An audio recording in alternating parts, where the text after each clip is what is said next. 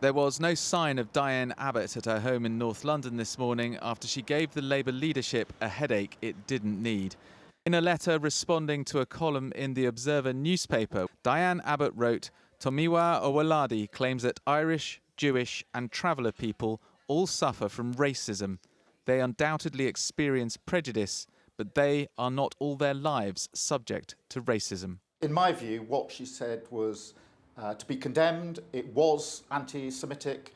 It's absolutely right that we acted as swiftly as we did. That's the change that you've seen in the Labour Party. Today in Diane Abbott's Hackney constituency, there was some sympathy, but not much. Given though I'm a Labour supporter, but I think that's horrible what she said. At the end of the day, like, we're all brothers and sisters. It doesn't matter what background you're coming from. We're all humans, you know. So white people can experience racism? Yeah.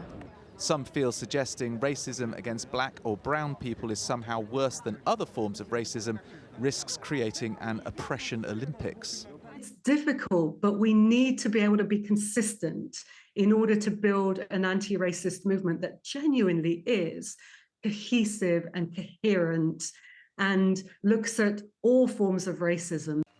Labour has fought a bitter internal war over its supposed antipathy towards Jews. A report found that during the period Jeremy Corbyn led the party, there were serious failings over Labour's handling of anti-Semitism. It's a measure of just how sensitive the language around racism has become within the Labour Party that an organisation calling itself the Jewish Voice for Labour says that Diane Abbott's suspension is a further attack on our freedom to debate very important issues. Whilst on the other wing of the party, an unnamed Labour MP has called on Diane Abbott to stand down and resign her parliamentary seat.